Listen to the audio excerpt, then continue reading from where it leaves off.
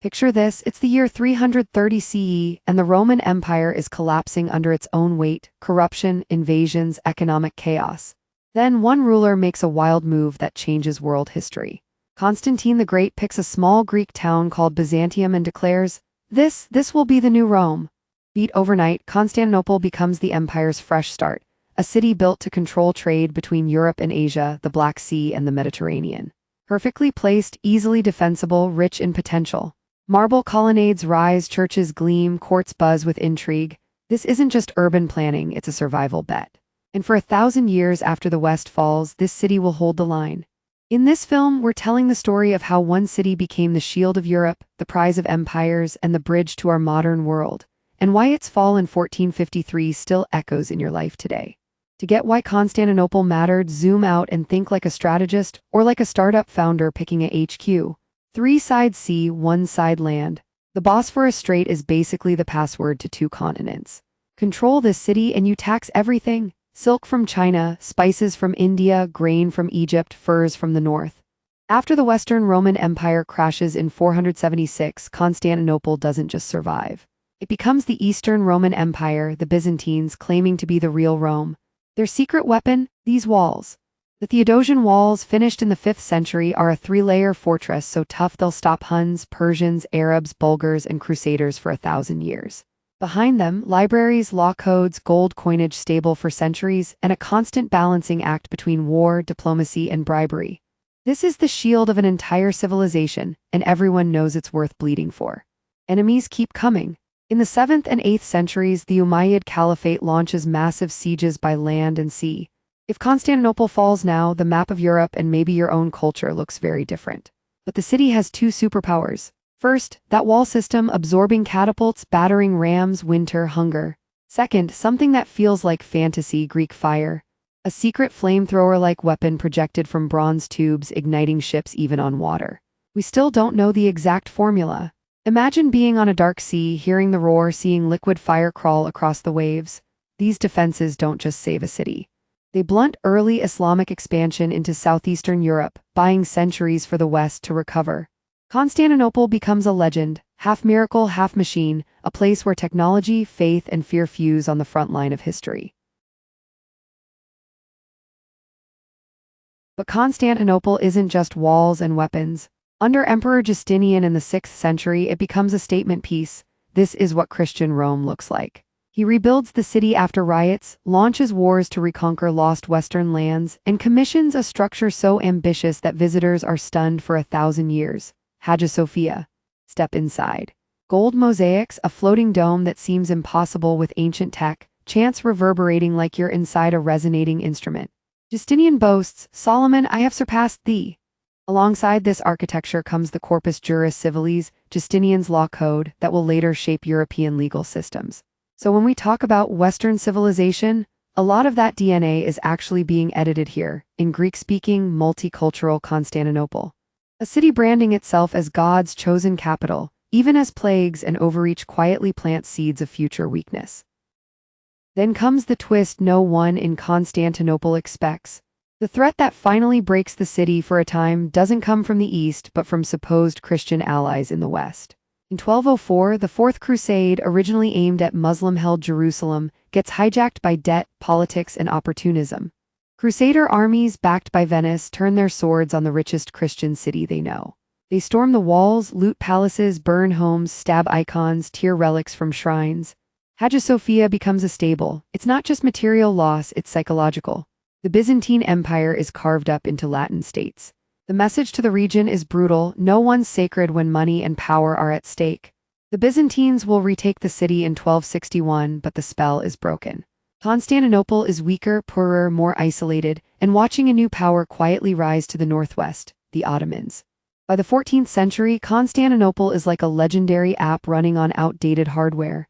The empire has shrunk to a few territories, trade routes are shifting, the Black Death has hit, tax base is hollow.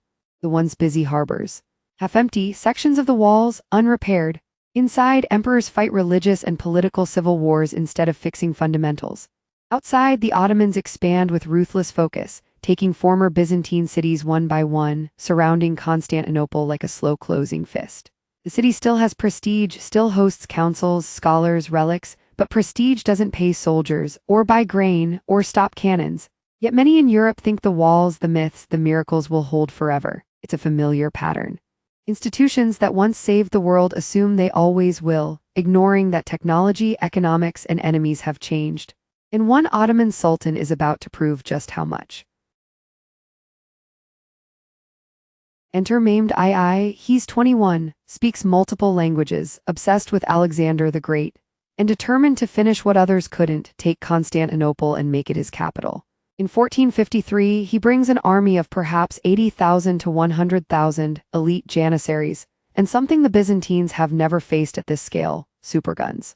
A Transylvanian engineer, Orban, builds him the basilica cannon, massive bronze, firing stone balls weighing hundreds of kilos.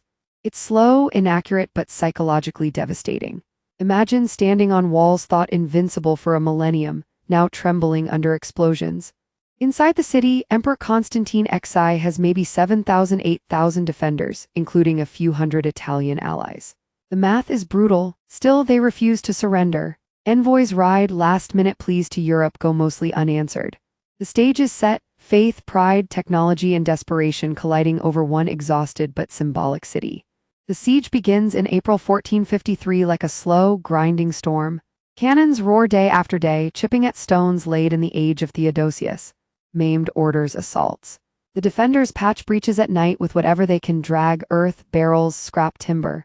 Byzantine, Greek, Italian, even some foreigners who just believe the city shouldn't die, fighting shoulder to shoulder.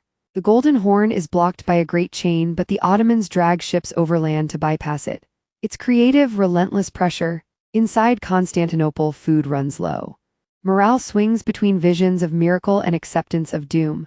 Religious processions circle the streets, chants echo under Hagia Sophia's dome. Outside, Maimed walks the lines, promising rewards, glory, a place in history. This isn't a quick knockout. It's endurance versus inevitability, with the whole medieval order watching, knowing that if this city falls, there's no going back to the old balance of power. May 29, 1453. Before dawn, Maimed launches the final all-in assault. Waves of irregulars first, then heavier troops, then the elite janissaries. Drums thunder, voices roar, cannons hit like earthquakes. On the walls, Constantine XI isn't hiding in a palace. He's in the crush, fighting as a soldier emperor. According to later accounts, he tears off imperial insignia before the end, choosing to die anonymous with his people rather than be paraded as a trophy. A small gate left unsecured, the Kirkaporta, may have given attackers a foothold. Breaches widen, coordination frays. Once Ottoman banners rise on the walls, panic cascades through the city. The defense that held for 1,000 years breaks in a few brutal hours. But in that collapse is also a moment of fierce dignity. A last stand that turns Constantine XI into legend and signals the definitive end of the Roman Empire 15 centuries after it began. When the Ottomans finally take the city, there is slaughter and looting, grim, brutal, typical of a medieval sack, especially after a hard siege. But then something crucial happens.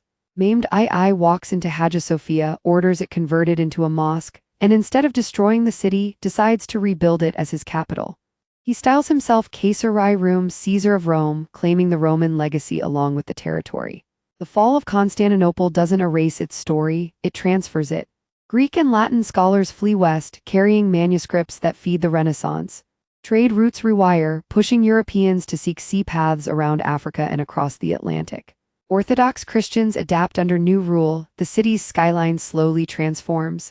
The medieval world closes and the early modern one cracks open, with this city now called by another name more and more often: Istanbul.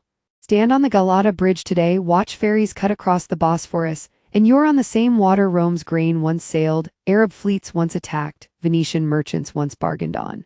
The city that was Byzantium, Constantinople, is now Istanbul, still the hinge of continents, still a prize in global politics, still layered with faiths, languages, and memories.